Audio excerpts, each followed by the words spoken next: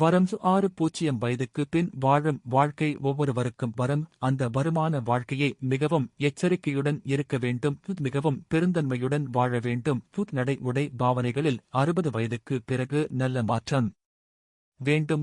நம்மை பார்க்கும் போதே பார்ப்பவர்கள் நமக்கு மரியாதை கொடுக்கும்படி நடக்க வேண்டும். நம் வார்த்தைக்கு மரியாதை வேண்டும். அதே நேரம் குறைந்த பட்சம் வீட்டில் உள்ள 4 பேருக்காவது முன்மாதிரியாக இருக்க வேண்டும். நம் காலத்திற்கு பிறகும் நாம் பேசப்பட வேண்டும்.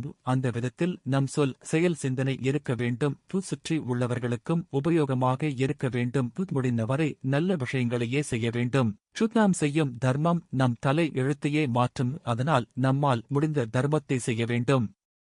பிள்ளைகளை பெற்று வளர்த்து அவரவர் காலில் நிற்கும் சக்தியை அவர்களுக்கு ஏற்படுத்தி கொடுத்து முடிந்த வரைபேரன் பேத்திகள் வளர்ப்பதிலும் பக்கபலமாயிருந்து பின் அவர்கள் வாழ்க்கையை அவர்களை வாழவிட்டு விலகி முடிந்தவரைதான் தர்மம் சரீரசகாயம் செய்ய வேண்டும். எனவே முடிந்தவரை எப்போதும் ஆழ்மனதில் பிள்ளைகளுக்காக பிரார்த்தனை செய்து எப்போதும் குடும்ப நலனுக்காக பிரார்த்திக்க வேண்டும்.